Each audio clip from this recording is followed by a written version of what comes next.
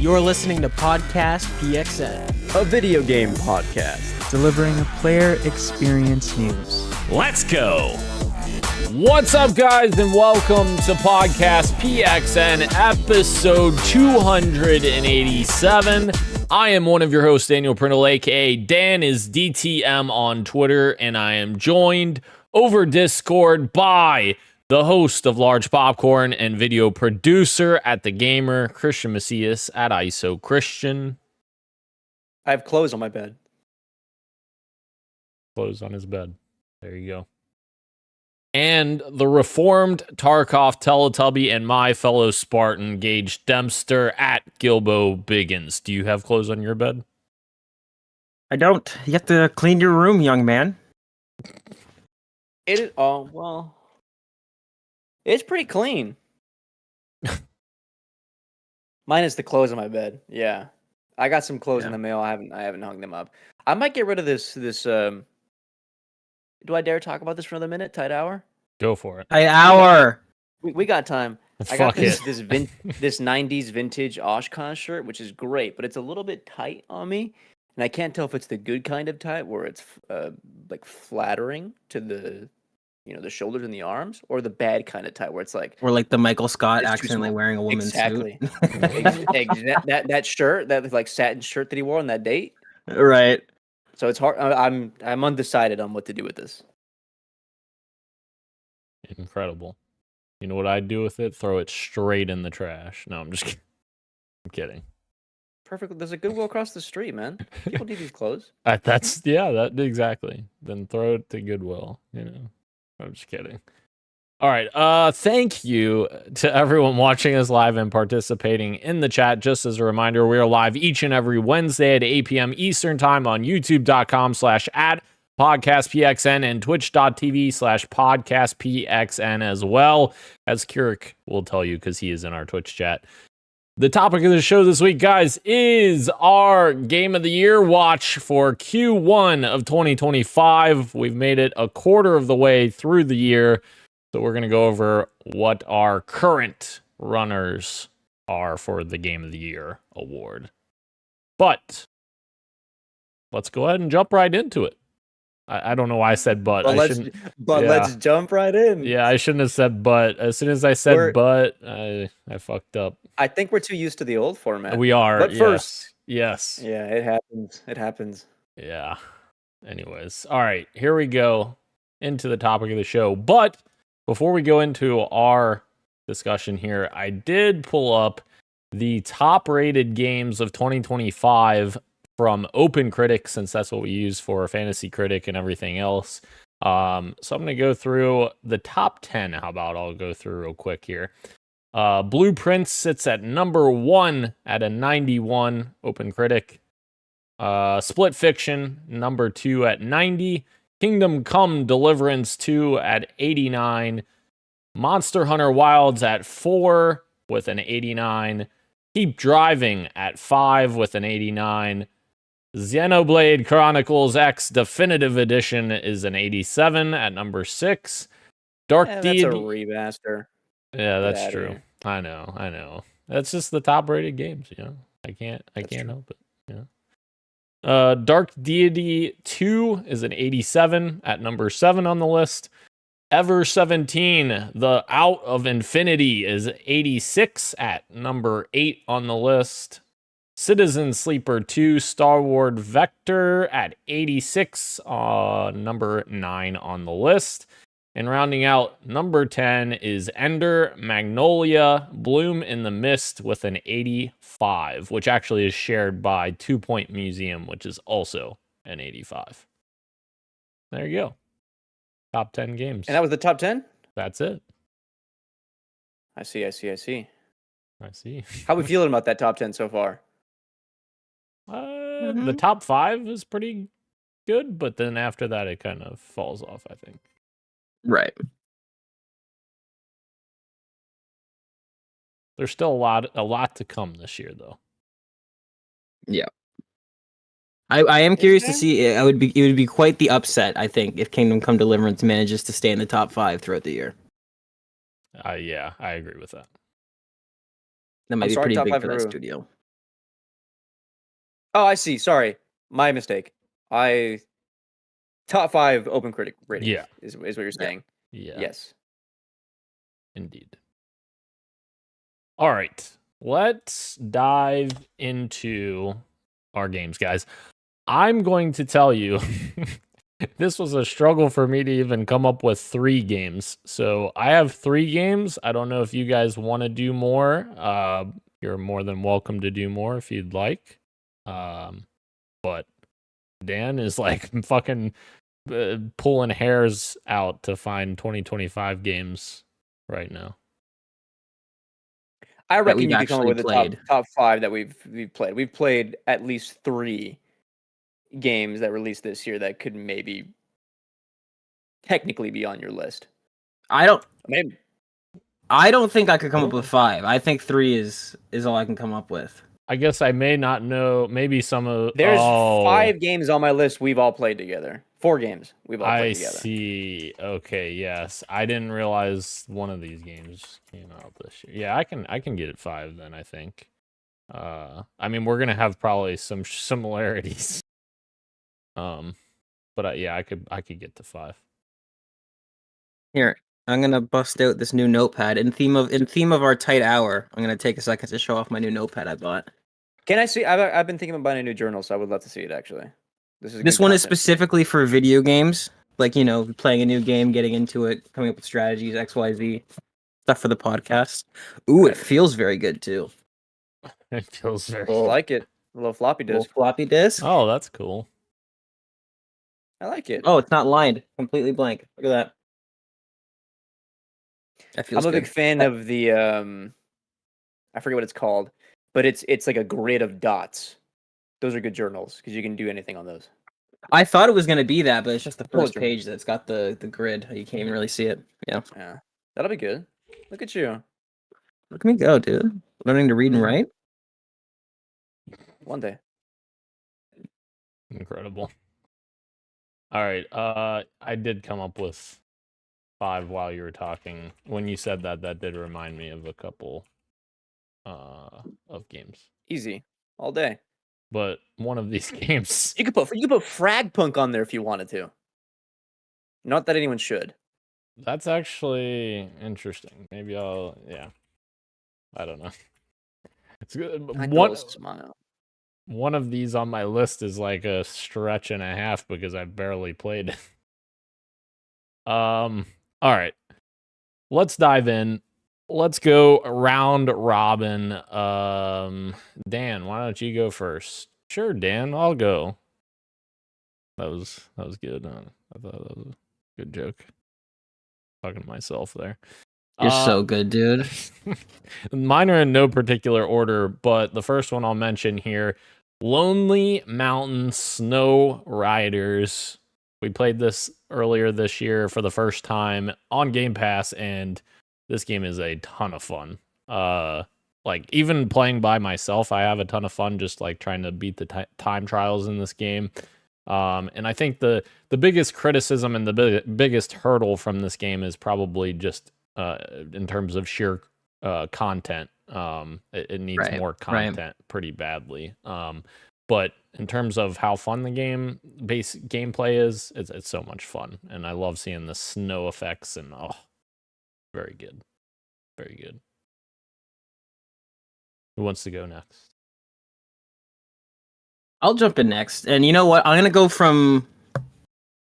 This is our top games of 2025 so far. I'm gonna go from. I'll save my best game for last, I guess is the way I'll phrase that. Okay. 5-1. We're doing 5. I don't have. All right. Well, if we're doing 5-1, then number 5 is Avowed. Yeah. Hell yeah. Right. It Okay. made the So list. I guess I'll say that because I mean I've only played so many games this year. Yeah, it's not horrible. It's pretty good. It's fun. You heard it here first. It's not bad. Okay. It's pretty good. What can all right. What can I actually say that it excels at? It excels at, I would say, environmental design, art direction. It's an incredibly gorgeous looking game with lots of very, very pretty vistas. It's vibrant and colorful, and the combat is very satisfying and crunchy, and feels very kinetic. So there's that. Avowed number 5. You're a good friend. I have a buddy who plays a lot of games, and we have similar tastes. Not everything is aligned, but a lot of things are. And I was very surprised when he dropped late last month an Avowed review on Backlogged. He gave it a 4.5 out of 5 and said, in an era where 99% of games struggle with scope, creep, / overambition, it's refreshing to play something where my only issue is it could have been more ambitious. But its contained nature allows Obsidian to hone in and perfect their ideas from New Vegas. No one else has hope or prayer to execute choice-based narratives like they do. The Outer Worlds 2 can't come soon enough. I had no idea he was this high on Obsidian, but he got a lot out of the narrative of that game. Was that me who wrote that? No, it was my friend DJ. You're enjoying the narrative of Avowed? Are you talking to me? Yeah. You're a great friend. Are you talking to me who's played 5 hours of it? I mean, I've enjoyed what I've played. It's not like you were echoing what he was saying. Like you're like, hell yeah. I mean, I've enjoyed very much what I've played this far of it, yes. Interesting. I think it's wild to compare Avowed to Fallout New Vegas personally, but I'm happy he's enjoying it. I guarantee you there's a bunch of games that you just forgot about. Because I'm looking at a bunch of games on the list for 2025. So we'll get there. I have what? No, I'm not going to spoil it in case it is on your list, but I was going to say you put blank on your list, but I'm sure we'll get there maybe. So I have 11, I think. I may have forgotten one. I have 11 so far from 2025 of these first 3 months and some change. I'm going to give a quick shout out to Repo, which I think is a lot of fun. I would like to see more of that game for us to get further, for me to actually give it a rating. Maybe then it's slot in somewhere. But I think from what we've seen so far, it's pretty fun. We just need a fuller lobby, similar to when we played Dale and Dawson. I think that's the name of that game. I think this is another game where it shines the more people you have, and we just got to get a bunch of people together. So my actual number 5 is right there with you, Dan. I think Lonely Mountain Snow Riders is so much fun. Just a cute, great little indie game. And I think my only complaint is, I would love more tracks or a bit more of an update from the developer on things to come in the future, because I think what they have is really solid. It's just a bummer that once you get through all the tracks, both Blue Slope and Black Slope, you're kind of seeing all there is to see. A lot of fun. And anytime you guys say let's jump in for some casual, just chatting up each other on Discord, just hanging out and playing that game, it's just solid fun. Not much more I could ask from that game. And you know what? Now that we know he listens to the show, Gage, we can say that the most zen mode in that game is when you do all the tricks and such. That's super zen. Right. And you keep restarting because you didn't quite get the amount of tricks that you needed. He's gonna be listening to this in real time. He's gonna go, all right, I'm not listening to this anymore. I'm not listening to this podcast anymore. Yeah, that's funny. That mode is frustrating. It's fun. It's definitely fun. I just don't think it's the onboarding mode. That's all. That's the only thing I was ever saying.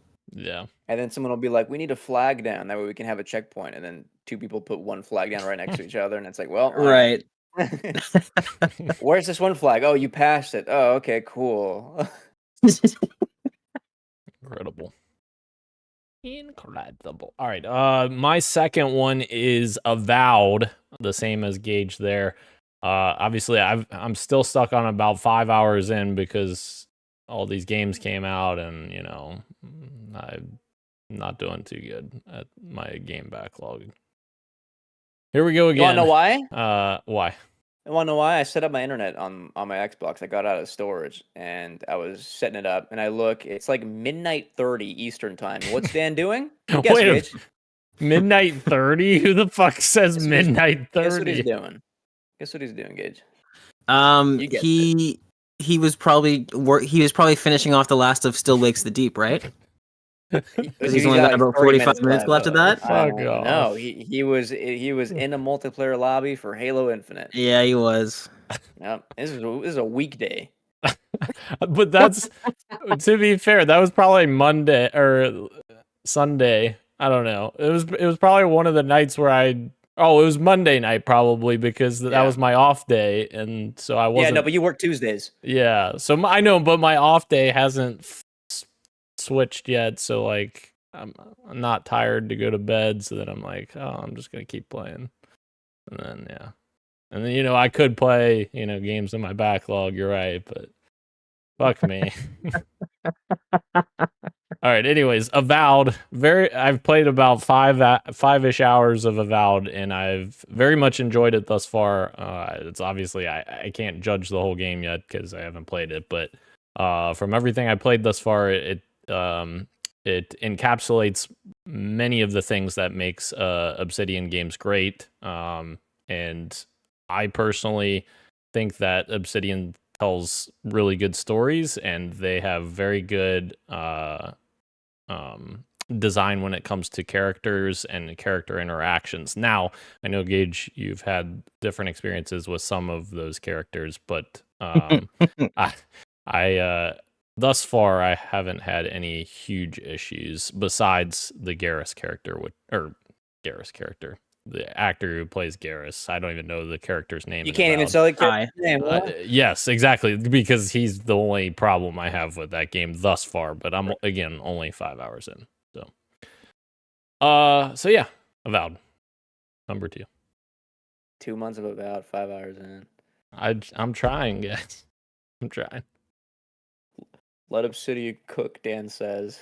He's let him for the Outer Worlds too, though. He'll be there. To be fair, I did say that I'm a much bigger fan of like Fallout than I am Skyrim, for instance. So similar experience here. I think that I'll be much. I know for a fact I'll be in the Outer Worlds nonstop because I loved the first game. Nothing wrong with embracing your taste. Absolutely. What's Gage tasting for number 2? Oh, I'm going to show you what I'm tasting. Now, here's the thing. It can be it's, as long as it's a technical release, a full release, it can be on the list. Does it even? He's always got some bullshit. It doesn't even have to be a full release, right? Oh, are you saying it was in early access and now full release? Oh, no, never mind. Okay, it was ported to another console. Okay, so that changes my list. Never mind. Oh. My number 4, then, is going to be a fun little game called Repo. About a bunch of little robots doing their damnedest to recover lost artifacts from a bygone world where humanity has ceased to exist. And there's also a bunch of crazy entities that want to kill you. Repo's fun, man. It's I feel like it's kind of what I was talking about, last year when we played a game called Lethal Company, and I was like, oh, this is really cool. It's like, maybe somebody will take this idea and further upon it and kind of elevate that, and then that's what Repo is. It's just kind of the natural evolution of these indie games that create this little subgenre. And then somebody else comes along and is like, you know what? I've got a funny idea that can maybe add a little something to it. And Repo is that. It's hilarious. It's funny every time you turn a corner and your friend's little beady little eyeballs are staring at you, and it's great. It's good times. I think it'll be a while before I say like, no, I don't really want to play Repo. Like I'm kind of, if somebody wants to play it, I'm down. If Charles is there, I'm there. Right. There you go. What about my turn. Your number 2? Is that there? Yeah. Well, my number 4 pick. Sorry.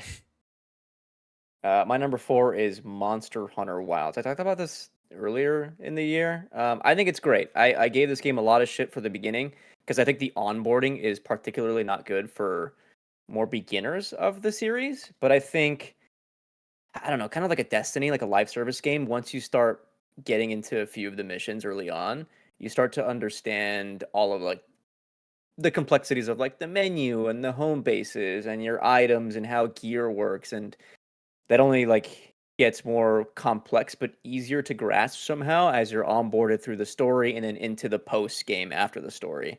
I think it's really good, and I think the game's combat is particularly really strong. I didn't expect this game to have this level of sauce with the action, but it is really striking, and it's made even better the fact that it's like completely co-op. You can go hop in with your friends. I'm doing a mission. He gets an invite just because we're in a party, and he can join it whenever. That sort of loop is really good. And then of course, you know, I think we're all a little bit autistic. We can say that.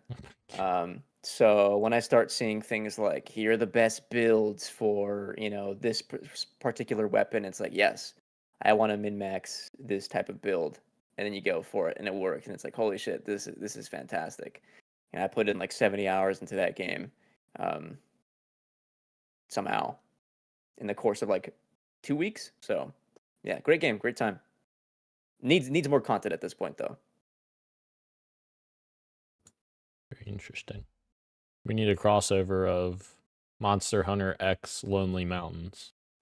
Both need more content. Oh, I see. Very Yeah. true. Very true. Kirk says The story- Skyrim over Fallout, but I do love a good Fallout game. All right. That's the wrong answer. Hey, Kirk, you know what? but- Everyone's allowed to be wrong. Like that is the beautiful thing about Western society is that everybody can be wrong, and you don't really have to get punished for it, aside from getting called out on the podcast. Yeah. To punish. Yeah. My God. All right. My number 3, I guess, would be Repo, just as Gage talked about, Christian mentioned in passing. I'm going to say Repo. It's been fun. We haven't played that much of it, but that's my list for this year of not playing a lot of games. But it genuinely has a lot of cool moments, especially things that we didn't expect to happen, like when we touched that item and everyone's voices changed when they were Right. touching the said item. Very cool stuff like that just engages the like camaraderie, I guess, of your teammates trying to accomplish this one goal. So very cool.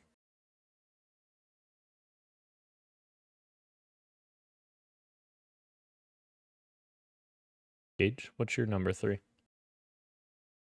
My number 3. Let me just check my little list here. Okay, got it. My number 3. This is the game that's going to get me the eye rolls, but you know what? Listen, it scratches my brain in just the right way. My number 3 is a little game called Schedule 1, where Eye rolls here. no eye rolls. Well, I'm surprised. Yeah. It's a lot of fun. It's very satisfying. I was actually playing it solo a bit while I was trying to play a game with Glenn and Dan, and I kept getting kicked. So I was like, "Fuck it, I'll just hang out in the Discord and do something else."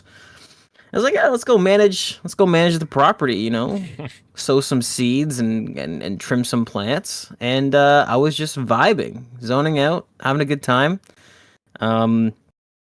And yeah, I mean, like in all the things we talk about with the industry nowadays, it's like I feel less and less guilty about picking up these little $15-$20 games that are made by like a single person.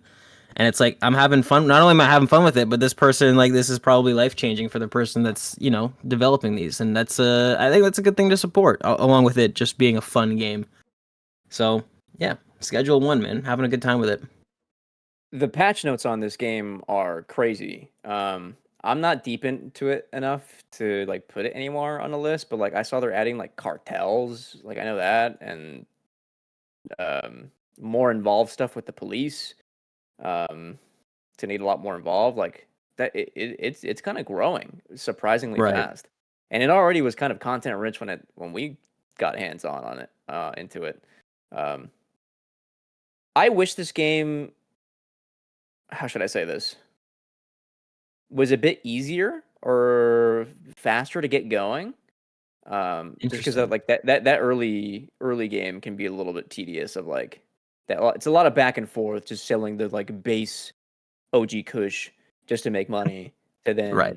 then build that start building that empire. But I figure once you like get like the actual groove and you can start automating some processes and get all like a lot better gear, it'd be a lot more satisfying.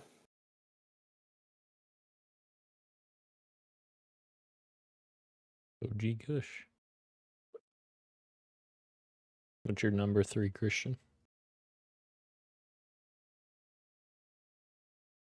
3 is a game that is not out yet, but that I can talk about. And I'm deciding if should I talk about it now or what you got for me. Whatever you want. Oh, don't do that. Tell me what to do, Daniel. Whatever your heart desires. I can talk about it now. So I got a code for blueprints.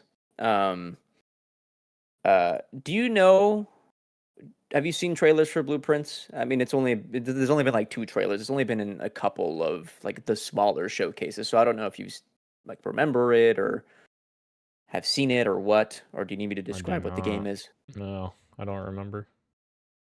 So Blueprints is a narrative roguelite game. That's half puzzle, half roguelite.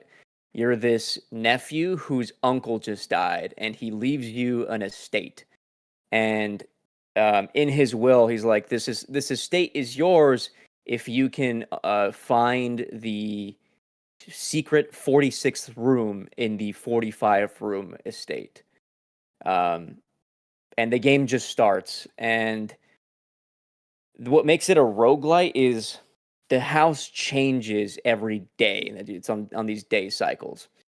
And you enter the hallway, I guess the foyer of the house, and there's 3 doors. And you walk up to a door and you get like a random draw of 3 rooms you can pick from. And you can go into like a bedroom or a hallway or a game room, and like all these different rooms that have something. Some of them are dead ends. Some of them are like higher rarities that change your run.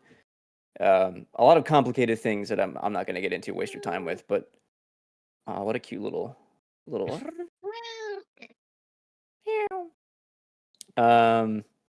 Yeah, and so the interesting thing is like it's not infinite. You have 50 steps a day. And by steps, it's like when you enter a new room, you lose 1 step. So some rooms, like it's like the bedroom will give you like +2 steps or +3 steps. If you build some of them with like it'll have like a little perk, like every time you build a purple room, you get +2 every time you enter that room. So there are ways to get steps back. And it is, had I played more of this game, it might be my number 1. I'm not sure yet because I'm not that deep into it, but even just like maybe like between 4 to 5 hours in, it is phenomenal.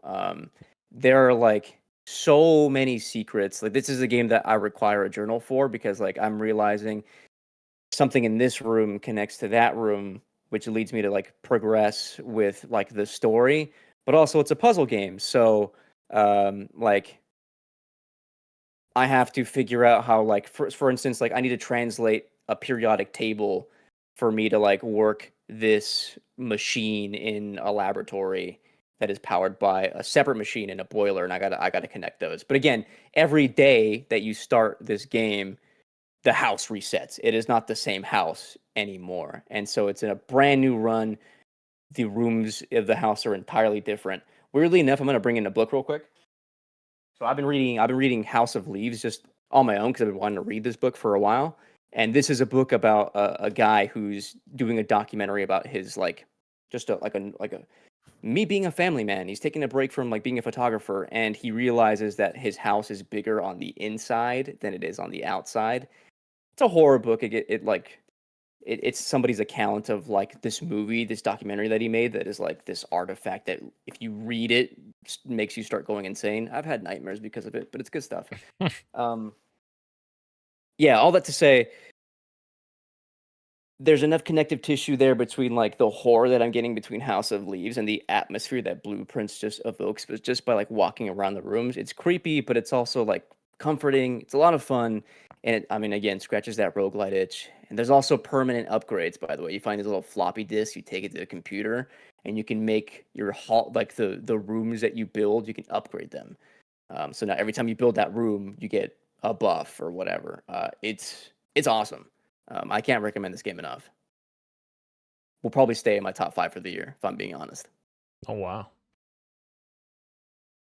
I just want to be clear. I'm a fucking dumbass because when you asked us if we knew what this game was, I thought you said blueprints, like one word, blueprints. Yes. Yeah, so I looked it up on Steam. I was like, what the fuck is this game? And then it said it came out in 2022, and I read this description of this game, and it says, run, walk, jump, and fall through this mediocre game that I am begging you to buy.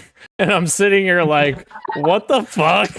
What's going on here? And then I was like, oh, duh, you dumbass. He's talking about Blueprints. The game that came out this year that you mentioned on the Right. Open Critic Top 10? Yes, and it's in the fucking thumbnail because I took the Yes. image from the game. Yeah, I'm just a dumbass. That's funny. Yeah. Good game. Very cool. All right. Number 2 picks. I am gonna say Heroes of Hammerwatch 2. Boom. It's in That's there. also my number 2. Really? Wow. It's a game I played this year, and it's fun. And that's All you have to say. Come on.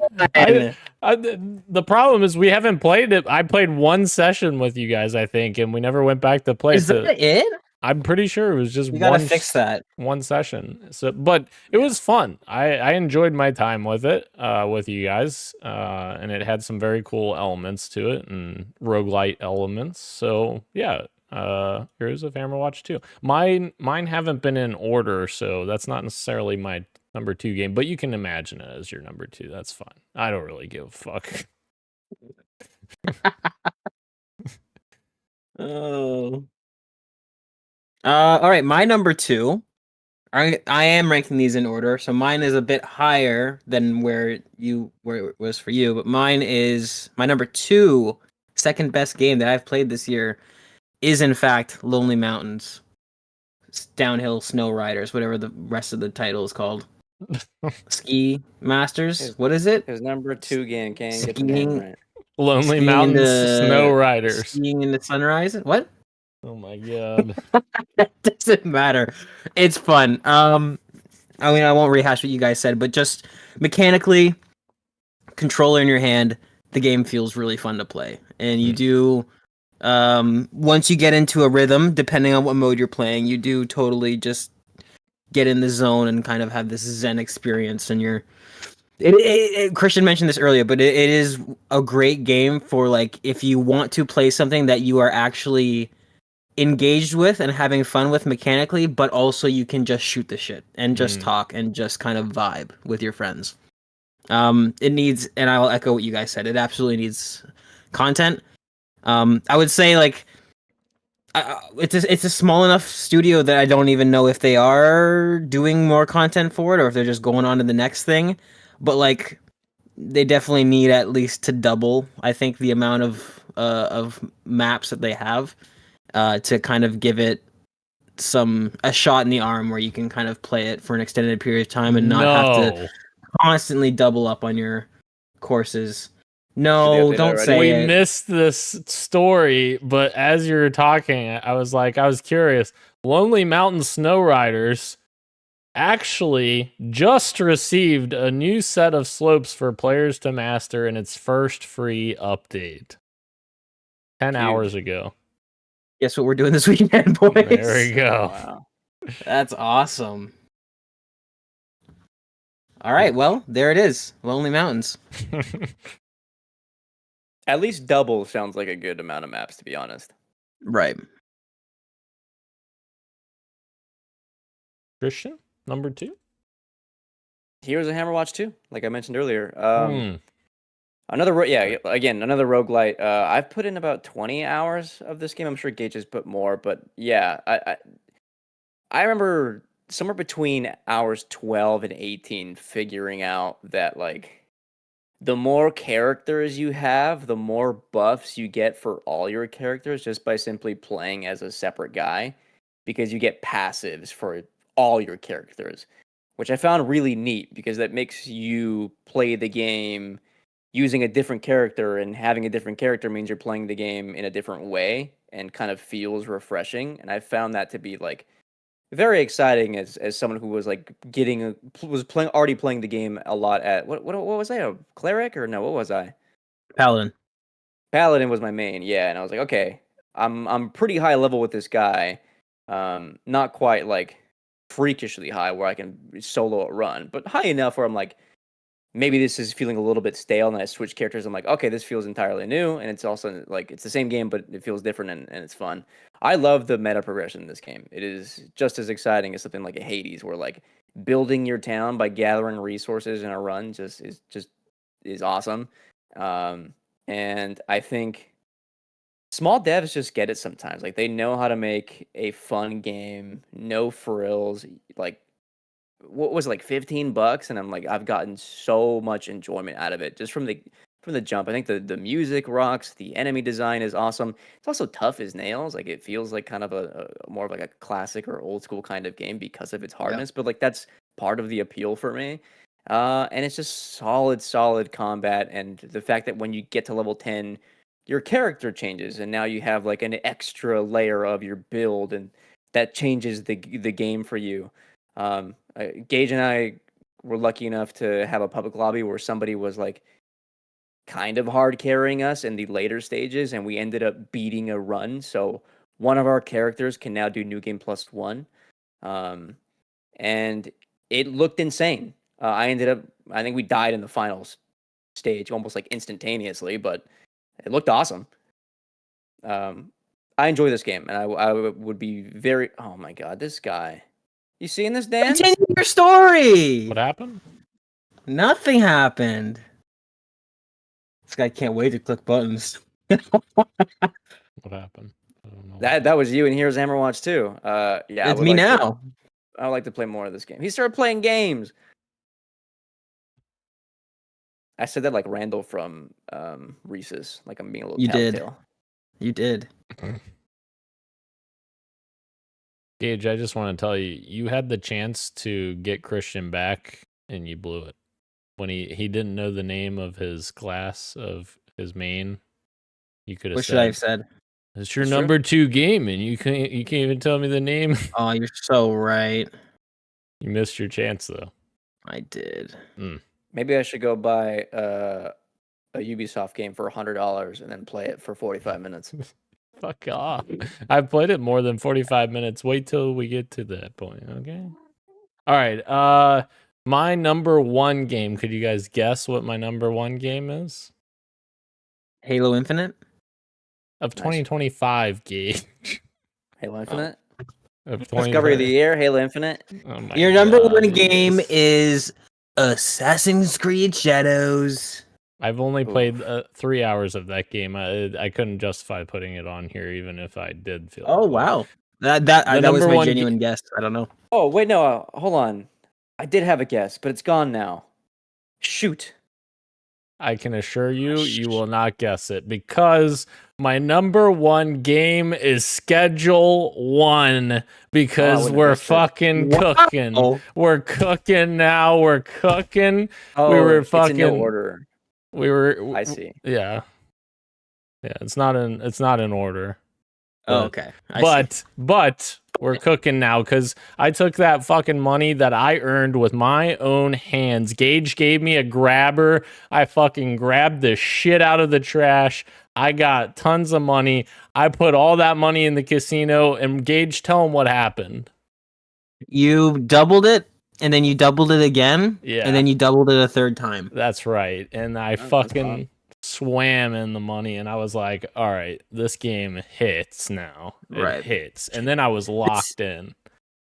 In psychology, this is music what we sometimes. call a conditional relationship, where the first time you played this game, you wanted nothing to do with it, and you did nothing but cause problems. That's fair. Yeah. And then the second time you played it, things went your way a little bit, and now you're all about it. Yeah. That's it. I have a Hey, buddy, when he's not good at the game, he calls it stupid, so he doesn't like it, and the game's not good. honestly, that sounds based. It's a dumb game for dumb Based. people. Yeah, well, Oh man, guess what's not a dumb game for dumb people? Schedule 1. What's your number one then, Gage?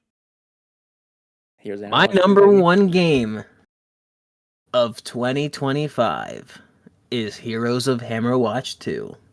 Because that is the only game on this list that I think... Let me double check my list here in my new notepad. And just... Okay, I guess Avowed is a AAA game. I was gonna say, if my list was entirely indie games, I was gonna say this is the only game that could have been a full release with a full price tag, and I would have been like, yeah, this makes sense. Heroes of Hammerwatch 2 is, I mean, it's everything that Christian said and more, in my opinion. It's just so, it's nostalgic, and yet it takes all of the lessons learned in like game design. Well, that should have been learned, but a lot of companies don't. Like over the last couple of decades, and it applies it to like this charming old school format where you just get the best of both worlds. You get an incredibly deep and expansive meta gameplay progression system that you would not be able to find in an old school game, but you get it wrapped up in a package that makes you feel comfy and warm like you're playing an old dungeon crawler. It's incredible. I'm eagerly waiting to jump back into it. Dan, we got to get you in another session. Christian, we got to squad up and play this again. Like it's Warlock. awesome. Warlock class, yeah, and like Christian said, like it's one of those games where it has its systems that are, you know, not only in depth and fun to exploit and play with, but then it's got systems that reward you for using its systems, and it just kind of is like this self-replicating thing where, yeah, you create a character and you play the game, but then you realize, oh, if I level up other characters, it just benefits my player account, you know, on large. And you're constantly building up this town that, again, you switch to your other character, the town stays the same. So it's got this awesome split of like moment to moment character driven gameplay, but then you're also kind of, every time you're playing with any character, you're just adding to the wealth of your account, your player account. So yeah, it just really well thought out game design, and again, another indie game that is just popping off. I think it says a lot that, you know, looking back to our top 5 games of the year last year, PXN, I can't remember if it was a handful of them. Maybe it was, but for sure, our number 1 game was an indie game, is Balatro. And Right. now a majority of the games we're talking about for 2025 so far have been indie games. 4 out of 5 of mine on my list are indie games. It says a lot about this. I think it's the state of AAA, how like some companies are okay with just, you know, keeping things kind of at a base level and not particularly striving to go above and beyond with their respective budget. But indie games, with, you know, the limited resources they have, continue to make interesting stuff. And here, in my opinion, Heroes of Hammerwatch 2 is one of them. Right. Oh yeah. Christian, what's your number 1? It's another indie game that I've talked about before, so I'll remain brief on this. It's Citizen Sleeper 2 Starward Vector. If you were to ask me, should you play Citizen Sleeper 1 before 2, I would say yes. I think the narrative pitch of the first game is so engaging. That way, now all 3 of us have said it. Bless you, Dan. I think he swallowed the wrong tube. All right, I'll stop drawing attention to Dan. He did. I was right. I nailed it. The narrative pitch of Citizen Sleeper 1 is so good and so special that I don't think 2 can kind of reach that height. But what it can reach is like thematic depth it builds on the same meditations of the first game in some really beautiful ways. The pros in Citizen Sleeper 2, I think, is what makes the game for me. Also the gameplay. Rolling every day, you wake up, you have 5 dice you can roll, and you roll them to do actions like, make money to then buy fuel to go to another star system, or do it to do a job at like somewhere in the space station, and completing the job lets you meet somebody, and then meeting somebody introduces a side mission, and then you can convince them to join you on your ship, and then you go out onto the side mission, and now it's dangerous out here, and the mechanics of dice rolling changes. You have a new buddy with you. You can fail it permanently, and if you fail it out in that side mission, you might lose this side character that you met and never see them again. Or maybe they go away and you run into them later in the future, and it's like suddenly it's like this emergent gameplay moment just through just reading the text. It's like, wow, I missed this guy and I haven't seen him in, hours of gameplay. It's good stuff. It's really beautiful. I cannot recommend this game. It's not for everyone, but if you're really into sci-fi and sci-fi stories and both good CRPGs and good reading, Citizen Sleeper 2 is the game for you. Hell yeah. I'm glad I added that on the thumbnail. I was throwing a dart at a board with that one. Boom. Nailed it. Boom. All right. So that is our current status of Game of the Year watch. But of course, there's still many games that we haven't even played yet that is already out and still to come for the rest of the year. Yes. So, like, maybe Split Fiction. True. Well, I'll never play that game, so. I told you both that I would play with both of you. No, you made it clear. You chose who you want to play with. You did make it clear. You chose the right one. Yeah, no, you did. I did not. I said I'm down to play with anyone who hits me up and says, let's play this. And I heard nothing about Split Fiction from either of you. Hey, Dan, let's play this. Yeah, Gage is gonna get jealous if I say it, and then all of a sudden I'm gonna buy pizza and we're gonna play it in one night. That way Christian can't play with you. And I'm gonna send pictures to the group chat so everyone knows that I'm playing with Dan because he's my friend. Jesus. I get that right? Huh? Anyways, I'm down to play it twice, guys. Somebody just hit me play up it first with me. Somebody hit me up to play it. You gotta fucking hit me up to play it. And I know you're gonna go back to, well, we played It Takes Two. It took me fucking months to get someone to play It Takes Two with me. I asked. Who played it with you? Who played it with you? You did, but I asked for months and nobody wanted to play it with me. I would have. I said it numerous times on this podcast. I don't remember. Yeah, it's convenient. All right. Let's jump into the fantasy draft check-in real quick before we get to the quick bites. Fantasy draft check-in. We have some league history here this week, and I'll tell you, Gage will tell you that as soon as I saw this, I was really upset about this. You're having a conniption. Oh, yeah. I was so upset about this. Rose Devil Games. No.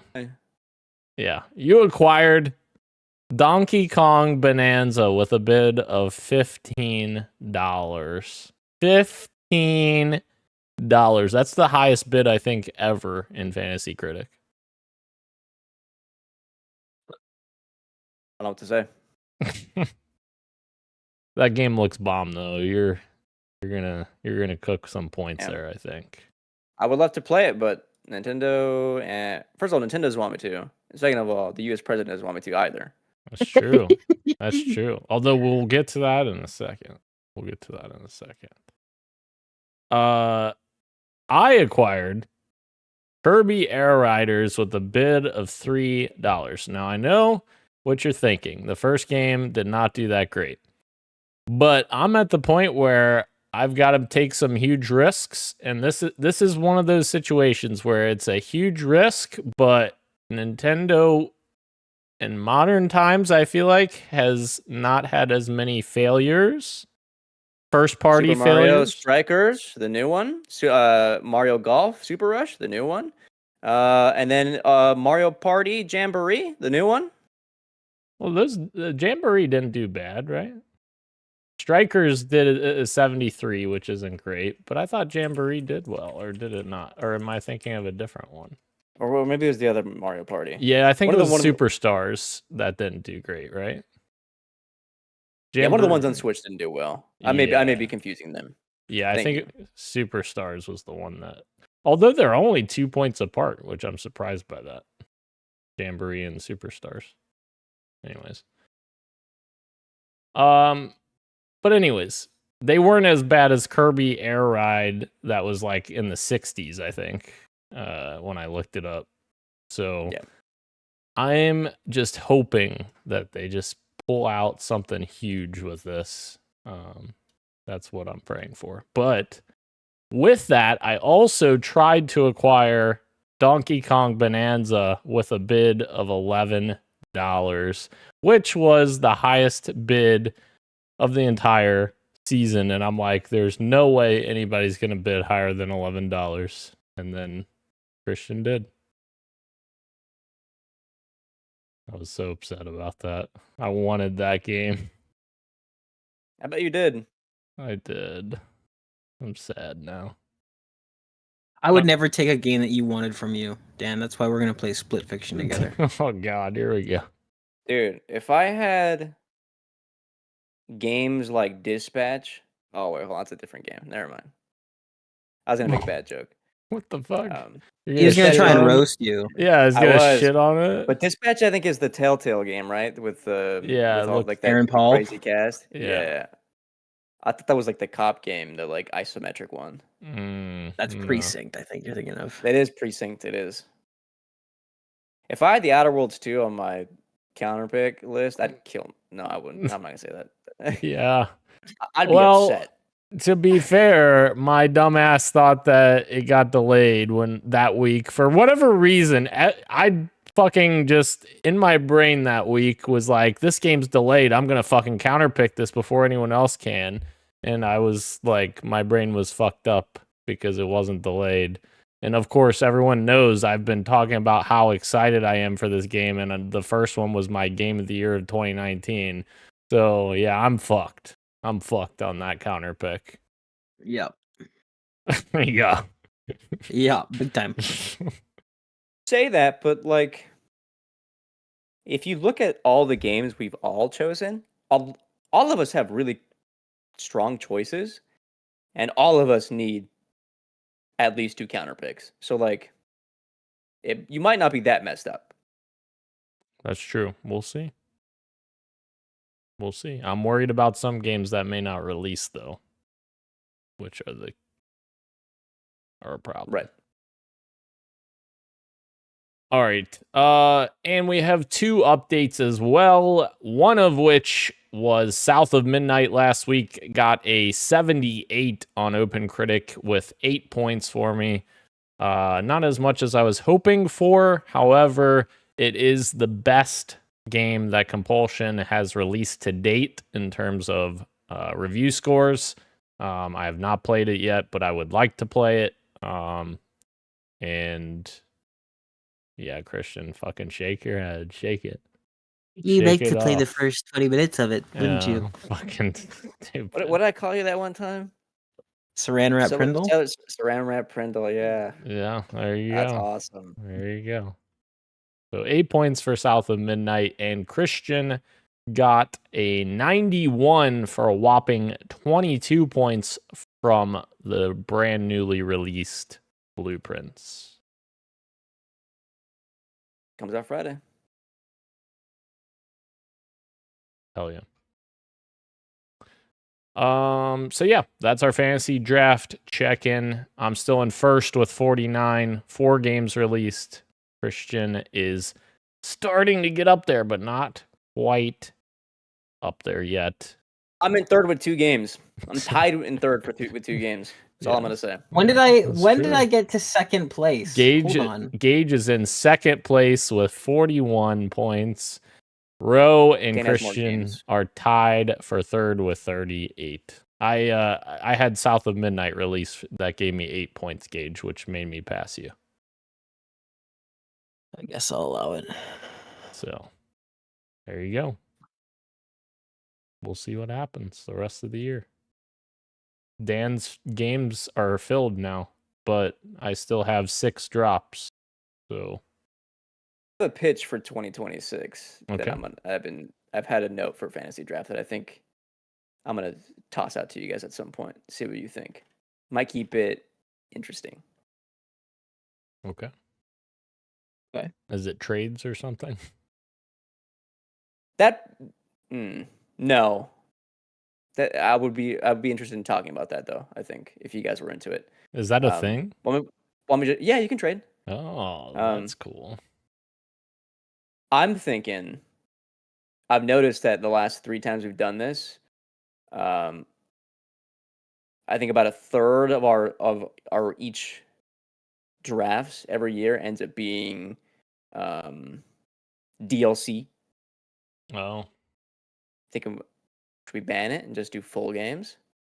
That way we have to get risky. sure. It would be cool if you could modify your league a bit more. Like, you know how you have to have a new game franchise? It'd be cool if like maybe it was like you have to pick a DLC. Like everybody has a DLC slot that they have to fill, so you have to pick a Like DLC one for DLC existing. spot? Right. They might have that I see. because you can change that to be whatever you want, right, Christian? The new game franchise. I don't thing? remember. I think there's a few different things you can do with that. I don't know if DLC is one, but Yeah. anyways, We'll talk. We'll check it out. talk We'll it. confer. I will say the projected points are projecting Gage to be in 4th place. Wow. you Yeah, had to because throw the that one in projection there. doesn't understand that Half-Life 3 is coming out this year. That's the thing that the projection doesn't understand. Neither does Valve. Yeah. The Alright. video essayists never lie. Let us dive into the quick bites here. We have a lot of stories to just go over real quick because it's just the quick bites. First set of stories here are going to be from last week that we were going to go over, but we ran out of time, so I'm just going to go over those first, and then we'll have some stories for this week as well. The first one here, Marvel Cosmic Invasion is coming from the team that made TMNT Shredder's Revenge. Looks pretty neat, actually. Little Marvel pixelated game. Then we got a quick bite here that Ubisoft has created a subsidiary company with funding from Tencent, and the total of it all is Assassin's Creed, Far Cry, and Tom Clancy's Rainbow Six brands that will combine for $1.25 billion of investment from Chinese megacorp Tencent. Very, very big number. Very big number. We love China. China. Well, some people probably don't like. Our president doesn't like China. I don't think. Hollywood's not gonna like China in a second. Talk about That's China true. in a minute. Yeah. The next one here, the live action movie for Zelda has a release date for March 26th of 2027, being made by Nintendo in collaboration with Sony Pictures. Do you I don't know think... how long. Please. Go ahead. No, please. I don't know how long this is going to last, but I did see today that China is on the verge of banning all U.S. films as a response to the tariffs. Yep. Which is a giant blow Yep. to Hollywood. Like, China is where movies make a bulk of their money. that's going to be a problem for a lot of these movies, especially movies that are I think this is an animated feature as well. Those movies tend to do well overseas. Could be something that needs to get addressed ASAP. I mean, that's anywhere from 25 to 40% of a big budget blockbuster's revenue is from China. Also, I think the Zelda is, correct me if I'm wrong, this one's a live action, isn't it? Yes. Oh, it is live action. You're right. Oh my Yes. god. Is Sony brave enough to cast Hunter Schafer as Zelda? I don't know who that is. Hunter Schafer. What? I would love that. I that's what I'm saying, right? She has the look. Yeah. Oh shit! That'd be very cool. Dude, gamers would be pissed off, dude. This movie's woke. I googled her and she looks exactly like Zelda. Yes, that's like the fan casting that's been going around for like the last year or so. I think that would be awesome, but I'm sure that they won't. Unfortunately, as long as Tom Holland is Link. Oh my god. He's too old now. He's like 30. Yeah, 29. he's in his 30s, I think. Yeah.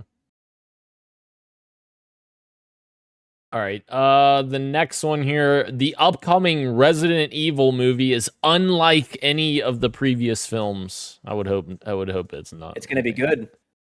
Here's the thing, though. I feel like they said the same thing about Welcome to Raccoon City, and then that wasn't that good either. But here's the thing, though. If you're not to sit on a high horse, but like if you're a movie person, you can tell these things are not true before they happen. When they said that the last one is going to be unlike any other, it took one simple Google search to look up the director and the writer and be like, yeah, no, this is going to be exactly like the other ones. The thing with this one and why I actually believe them is that they have a really competent writer and director behind it. We'll see. And like, again, I mentioned this before because it's come up before, but this is the director of Barbarian who's doing this. Watching Barbarian... You're right. Did you see so like watching that movie and then thinking that this person is going to do a Resident, like that is literally two peas in a pod, peanut butter and chocolate, like just a perfect combination. So I think this one will actually be unlike any of the previous films and it will actually be good. I completely forgot about that, and I also saw casting news about this movie that I thought was exciting as well. Oh. But now I can't remember who it was. If I remember it, I'll send it. It's not quite to the same level. Like, I'm not going to say that this person is as accomplished as a director as the comparison I'm about to make, but it is kind of in the similar, like, it's a similar matchup of like, oh, Christopher Nolan's going to do a Bond film. You're like, oh yeah, that just makes sense. That's a really good pairing. That's, after seeing Barbarian, I'm like, yeah, this is a good pairing. Because it's also, I really hope this is. It's one of the freshest horror movies of like the 21st century, especially like the last like couple of years. Like Barbarian rocks, and you're right, it does seem like such a solid pairing. Yeah. Austin Abrams, is that who you're looking for? That's the guy. I think. No, that's what I see here. That he was some of the casting, a part of the casting. Yeah. Oh no, it wasn't that who I saw. If I find it, I'll send it. But apparently, he was in Barbarian also. Interesting. I can't wait when we watch Barbarian in Dan's basement together. 2 years from now, when you guys finally come down to Kentucky. Stop. Could have been next week. Yeah. Don't start this. Don't start. Maybe Dan and I will watch it when he comes up to Canada. Oh, suddenly I'm not invited. Okay. You asked me to help you move, dude. And you said no. I said yes. You said you know what? Actually, I'd rather move myself than help you move. And then you decided at that moment to move to California. First of all, the city screwed you over, and second of all, I'm the last one. Fair enough. All right. We have a release date for Mind's Eye, which is releasing on June 10th of this year, from former GTA producer and Rockstar North president Leslie Benzies. Somebody brought up that it's just, I mean, obviously we don't know the scale and scope of this game. I'm guessing it's not going to be a GTA competitor. Like, I know they're kind of advertising it like that. Right. I don't think it's going to be that scope at all. I just don't think that's possible.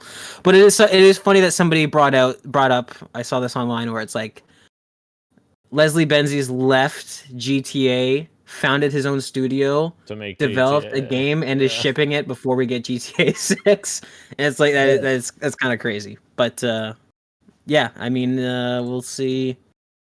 Well, This game, I feel like there's a chance that this game could be something, with just how, like, kind of how much we don't know about it and how close to the chest they're playing it. Like, maybe this does end up being something fun, but this is definitely going to be like a 20 to like 30 hour experience tops. This is not going to be like a big grand GTA thing, I don't think. I also find it weird that he left GTA to make basically GT, or like what's being marketed towards GTA fans. I don't know. Like, what was the point Right. of leaving at that point? I don't know. And more importantly, are they using Unreal Engine for this? Good point.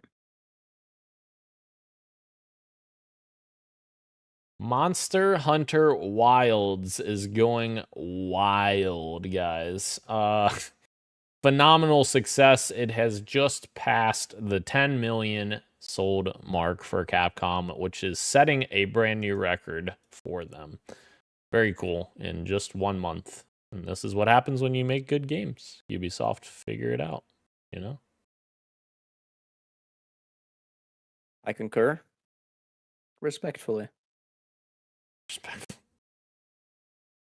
Doom the Dark Ages impressions are out there on the internet. Those came out last week. A lot of people talking about it and saying some good things about it on the technical side of things. I know Digital Foundry sat down with it and were very impressed by it, and looks like more Doom, and I'm very excited for when this comes out.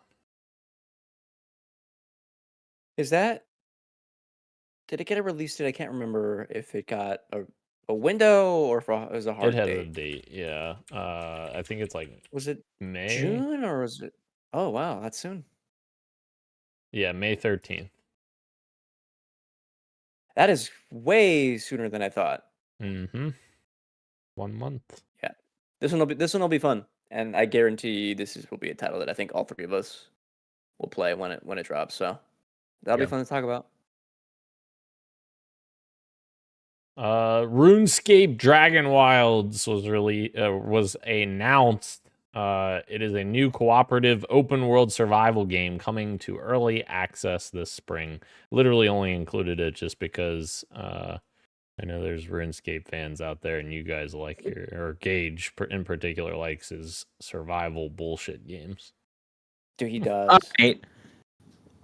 First of all, I do like my survival bullshit games. Second of all, I feel attacked. Sorry. I was getting here. I was sitting here ready to make a joke at RuneScape's expense, and you thought to yourself, "Let me get ahead of that and make a joke at Gage's expense." So No, thanks sorry. for that. Sorry. Oh, sorry, Kirik. I just saw your comment asking if Mila Jovovich was going to be in the Resident Evil movie. No. Obviously, he's joking when he's saying that. You want to know why? Oh, never mind. What? I was gonna say the director making the new Resident Evil movie is already married, so she's not gonna be in it. Oh my god. That's a deep cut. That's rough. Fun. You know what? The second movie was pretty good, I thought. In Raccoon City. I thought that movie was good. I think that one is okay. I actually really like the first one quite a bit. I think the It was first good one's also. fun. Yeah. I can hear him clicking his cards. God. All right, the last quick bite from last week. ZeniMax's union has voted to strike. The union has been in contract negotiations for 2 years now, but since the contract negotiations broke down, they have initiated a strike. The president has initiated Ghost Protocol.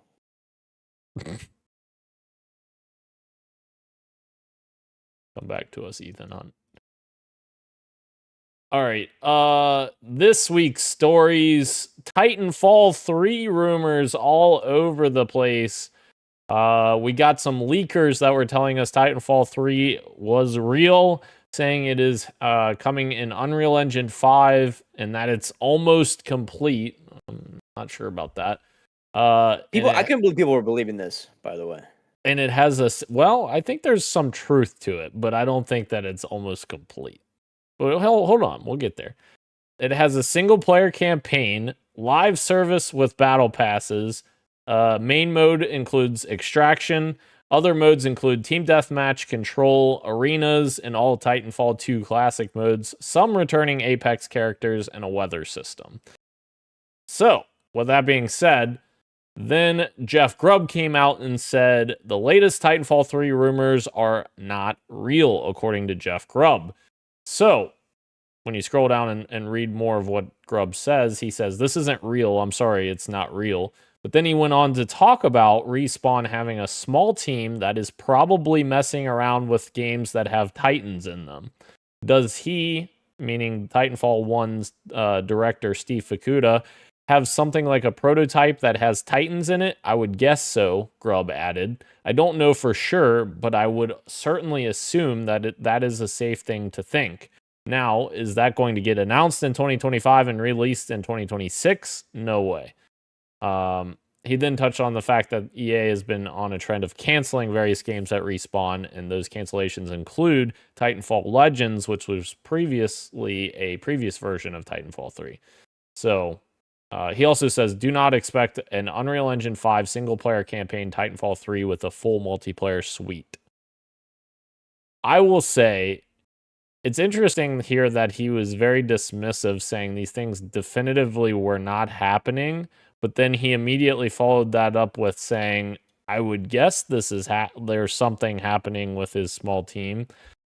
So it seems like he doesn't maybe know the full amount of what's happening there, and maybe the small team is starting development of a new Titanfall, but I don't think that it's imminent anytime soon, if that is the case. I don't want to start beef between Podcast PXN and Jeff Grubb. Oh, all right? But I'm going to say something here. To Christian's point, when I first heard this, I think when it was breaking, actually, I think just happenstance, Dan, you and I were in a Discord, I think, and yes. we're talking about it, and I was like, this is bullshit, stop talking, I'm not going to fall for it. Here's the thing, though. When it comes to leakers, I will say, I find it easier to believe the leakers that don't try to turn themselves into personalities, if that makes sense. Like, I'm getting the same vibe that maybe you are, Dan, where it's like, it sounds like he doesn't have any sources on this, and maybe he's just, like, he doesn't know, and that's why he's giving these weird conflicting statements, because you're right, he said this is not happening. So it's like, okay, so then you have information on it to definitively say that it's not. But then you say that you would guess that something's going on, maybe. Well, it's like, okay, well, then what was the point of making a statement at all? I don't know. When I see somebody like Tom Henderson, who got clout for leaking things, and his next order of business was to, like, okay, well, I'm going to make a news outlet that, you know, is hosted by me and other people, and most of the time I'm not even really doing anything for it. I feel like that's kind of the natural progression, whereas I feel like Jeff Grubb has kind of done, like, I've seen him make a lot of statements like this before, where it's like he's on his podcast and he's making jokes about things and he's being intentionally vague. It's like, okay, well, are you a leaker or are you trying to be like a media personality? I don't know what's going on here. I don't know. This whole thing's confusing. I feel like it could go either way, where EA, they're not having a Capcom renaissance by any stretch of the imagination, but I feel like between Dead Space Remake and Battlefield 6, this might be the start of them starting to maybe get it, where they're like, oh, fans are responding really positively to us going back to our roots and making games that are truthful to, you know, the original intention behind the art. So, like, this could be a thing that's maybe being discussed at EA, I could see that happening, where like, and it's getting through to the C-suite, where it's like, hey, these things that people are saying they really want, maybe they want them. Maybe if we made them, they would buy it. I don't know though. I'm not willing to get my hopes up for Titanfall 3 yet, but God, do I want it.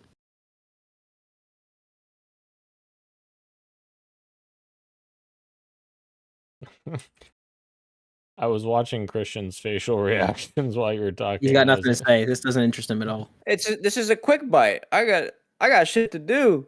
That's fair. That's fair. All right. Sorry. Let me go back. Actually, it's a street meet, huh? Well, that's true. Yeah, I kind of threw it all into quick bites because I knew we would be rushing through to get this all covered. All right. The Nintendo Switch 2 pre-orders were delayed in the US and Canada. When is the right time to buy a Switch 2? I don't know. It's been delayed. They dropped the price. Right.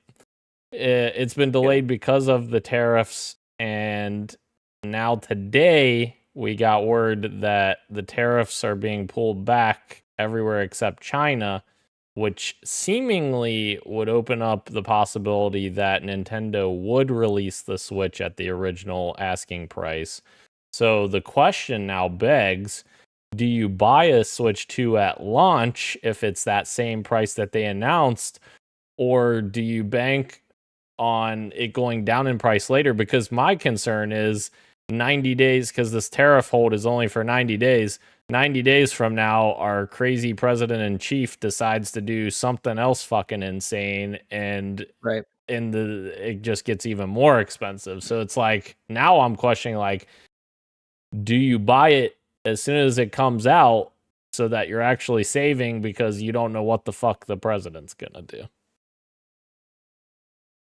That's a tough call to make, and I think the answer is going to change person to person. I think for me personally, that price point is a little steep for not a lot of first party draw for me. Like, I am stoked for Mario Kart World despite the weird backlash online. People are calling that game like boring, or that it seemingly looks boring, which is interesting. I don't know if we can. What's up? I think Gage and I might be in that camp. Well, when the trailers are in 50cc and the gameplay is in 100, and we don't have the full context of like track to track, I think it's pretty easy to nitpick. Mario Kart games are generally pretty fun. Where was I going with this? Oh yeah. So with just Mario Kart at launch, and then DK a month later, and then I do want to play Metroid, but I can play that on Switch 1, even though it's an inferior version, and that's in the fall. And the games themselves are like $80 to $90. It's a pretty steep, for sure, like asking for not a lot of software. And if like less people are going to get a Switch 2 because of the price point, then I have less people to play these games with. Specifically Mario Kart World, which I would want to be playing with friends. And everyone that I've kind of talked to is on the same boat. They're like, I don't know if I'm gonna buy one at launch or when I would even pick one up. So I think for me, it's like I'm down to wait to see if there's any potential price drop. I don't think there will be, but also I'm happy just to do it because it's a steep asking price. Sure. All valid. I'm going to run through this next story real quick because I would like to have this as Tots next week if nobody objects. But the Bungie has released a marathon ARG that led people to the teaser trailer for Saturday's gameplay reveal that we are getting. And that was just so much fun to follow along with. I followed for the last week while the whole ARG was going on, and there was a really good streamer called Mr. Raffle Waffles. I don't know if you know who he is. Gage heard his name and he was like laughing, but it was very fun to kind of collaborate with the whole community to unlock the secrets and the way they did that ARG was just amazingly done, like really well done. And it revealed the reveal trailer, teaser trailer that told us that the reveal trailer for gameplay is coming on Saturday. So, with a possible seemingly alpha announcement coming as well. So, very interested to see what we get on Saturday. All right. Then we look at Microsoft has created an AI generated version of Quake using Muse, and someone added the subcontext here, and it's awful. And yes, it does look awful. Runs awful. And yes, hopefully this doesn't continue to expand because this looks, loses everything. Looks like nightmare. It looks like if you could record your dreams. And then like play back your dreams when you wake up. It doesn't look real. It doesn't. It's awful. It takes 10 to 15 minutes to load. You can't turn around because it only loads stuff that's in front of you. The response time is awful. It took double the amount of people to make this than it did the original Quake 2, and is going through tremendous amounts of resources just to have the Gen AI make this. Or I guess generate it. Right. Use these resources to do something cool. Indeed. All right, moving on. A Minecraft movie has hit $300 million at the box office, beating out Super Mario Brothers movie as the top generating video game adaptation of all time. And there's already a sequel being discussed. Insane. Comment.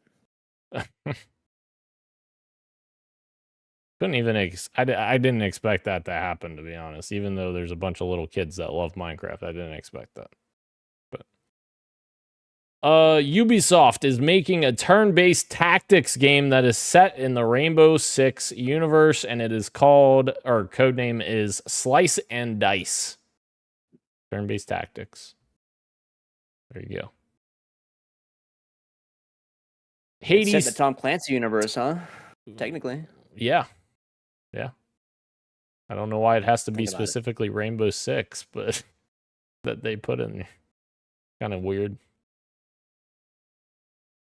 All right. Hades 2 is launching as a Nintendo Switch 2 console exclusive. Of course, it's already on PC, but it will be coming first to Switch 2 on console. Which is kind of nutty. That announcement was kind of nutty. They have some serious pull with this console, with getting a From Software console exclusive, and now Hades 2 console exclusive. That's kind of wild. It is. They're getting some console exclusivities. And then our final quick bite here. No, I'm sorry. It's not our final quick bite. It went on another page. Fuck. Xbox Games Showcase is being followed by the Outer Worlds 2 Direct and is coming on June 8th. Of course, this is their E3, whatever you want to call it, showcase, summer showcase. And we actually got some new gameplay from the Outer Worlds 2 today, 11 minutes from IGN, which is very exciting. I watched it and I'm very excited to play this game. It looks so much better than the first game as well. It's crazy what... And you love the first one. Oh, absolutely. I love the first one. 2019 Game of the Year. I'm super excited for this game. I cannot wait. One thing I did find interesting, they did post a follow-up tweet that they say, new star system, new crew, same Outer Worlds. So it seems like they're taking a completely fresh story and completely fresh characters and everything, which is very interesting because... That's fun. Yeah, it is fun. It's surprising, though, because they had a lot of great characters from the first game. But more power to them for continuing to expand that universe. I'm with you, Dan, I think, where I think I gravitate more towards these kinds of games than a high fantasy setting. Not always, but sometimes.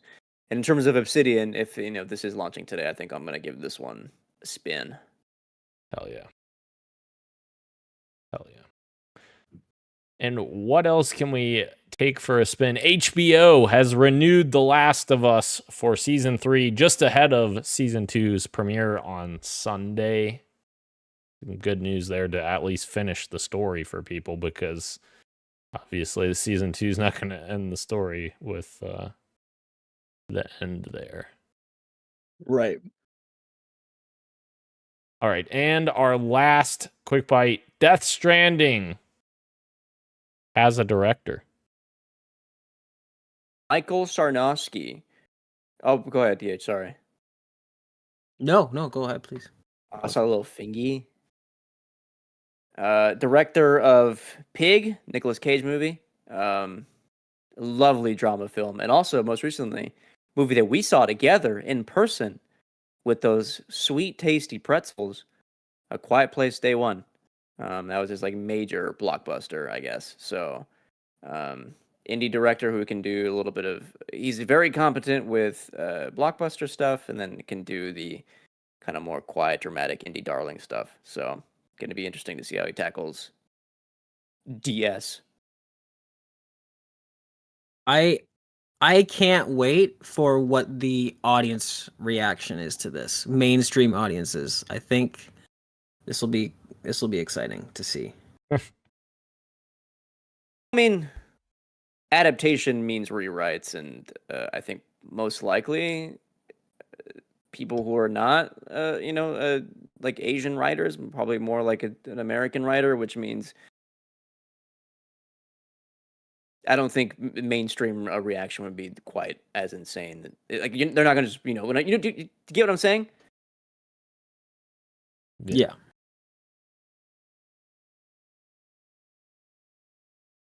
All right. That is our quick bite. So let's get into what you got for me before we close out the show here. Dan already talked about Schedule 1, so I don't need to go over that again. However, I played a little bit more Assassin's Creed Shadows. Still not enough to really have a great, take on it yet, so I don't want to go too far with that. But I will say, thus far, I was actually surprised at how pretty I thought the game was, which I thought was surprising because, Christian, I know you said it wasn't as pretty as you were expecting. I actually was surprised at how good the game looked, and maybe it's because I'm playing on the balance setting instead of performance setting, which... And I do play on performance mode. Okay, that makes sense then. Okay. Yeah, so honestly, I think it's one of the prettier Assassin's Creeds, if not the prettiest one, and I love the visual style they were going for with it. So in terms of that, all good thus far. One of the quirks that I have with Naoe, right? Yeah. Naoe, whatever. Fuck. Naoe. All right. No microaggressions. No. I'm not microaggressioning. I just am frustrated at myself for not being able to pronounce things correctly. But I forgot what I was gonna say. The grappling hook. The grappling hook. Normally in games, I love grappling hooks and stuff. I don't feel like it feels that fun to use the grappling hook in this game. It kind of feels just like thrown in there. Most of the uses for them. Oh, okay, please. I was gonna say, is it even like a pendulum physics-based thing, or is it more so just like do you want to ascend? Click button to ascend. Both. I've only ever seen gameplay. Fair enough. I've only ever seen the gameplay of like she's standing stationary and she wants to go up, and somebody presses the button and she just zips herself up, and that's the majority of the zip line. Right. In that game. Right. That is the which is unfortunate. And what's worse is that half the time you can just run up and grab the roof anyway, because most of the parkour is 1 story high. Yeah. Right. My problem is like you have to stand in a very specific position to even like get it to work right. For like the pendulum ones. Yeah, and it's just like it just doesn't feel fun. Like I don't know. It's cumbersome, kind of. Yeah. So, but a lot of that game feels outdated. In my opinion. There you go. We'll see. We'll see what happens. All right, Christian, what you got? I talked about Blueprints. I also, in the process of my move, replayed Metal Gear Solid 3 for fun. And then I'm congratulating myself for officially abandoning Assassin's Creed Shadow after about 30 hours. I'm good. There's a lot to enjoy that game, but there's also a lot to criticize. None of which we have time for. But I'll say this: 2.5 stars out of 5. Oh, Solid. wow. Solid attempt. Holy shit. It's not a good RPG. It's not a good Assassin's Creed game, and it's an even worse RPG. Yeah. We don't have time to debate this, but Glenn said in the chat we missed the new zombies map. I apologize, Glenn. We did play the new zombies map with you. Well, some of us tried to. Someone kept getting kicked. That's true. Because it's stupid ass servers for a broken game for a And dumb game made by dumb people. And you know what's crazy? Play Verdansk now. What's crazy? You know what's crazy, Christian? We reached the highest level we've ever reached in zombies without Cage in there. I believe it, Daniel. You've reached the highest level you've ever reached. No, we as a team. It's a team effort. No. I have reached that. Whatever round you got to, I've gotten to a higher round. Yeah. I can guarantee you. Oh my god! Look at you two. Are we playing Split Fiction? Oh my god. Gage, what we you could got? beat it in like 2 weekends, Dan. That's all I'm gonna say. That's true. I'm waiting for either of you to just tell me. I actually already have it downloaded too, but I already have it downloaded as well, so I guess I don't know. I'm on that glasses, but anyway. I'm actually launching it right now. I'm waiting for the call. That's all I'm gonna say from someone. Gage, what you got? A little bit of zombies, like about maybe an hour, and then I got kicked, and then I got kicked again, and then I got kicked, so I stopped playing it. Aside from that, really the only thing that is worth talking about is Schedule 1, which, as I said before, I've played it solo a little bit, jump in there, and I've got a couple, maybe 45 minutes to kill, just do some upkeep around the property, package up some product, get everything ready for the next session when everybody's online. Very, very fun. Having a lot of fun with it. And like I said, just scratches that right itch for me. If you give your dealers jars, they'll bag it for you. I Fun think fact. Sheldon mentioned something like that when we were on the Discord. Yeah. Mm-hmm. That's interesting. Look at that, dude. There you go. Deep and immersive gameplay. Keurig says Mirage was great. I abandoned Valhalla. That's fair. I think Mirage is a good Assassin's Creed game. Not a great one, a good one, but not necessarily a great game. If that makes sense. And then See what we're getting at? Yeah. Anyways, all right. We ready to close the show? Absolutely. Thank you again to everyone joining us live on YouTube and Twitch, as well as podcast services everywhere, including Apple Podcasts, YouTube Music, Spotify, and everywhere else you get your podcasts. Thank you, Ro, who is going to return next week. Thank you, Sweaty eyes. Christian, and thank you, Gage. I am Daniel, and this has been Podcast PXN, and we are out. Much love, and keep on gaming. See ya.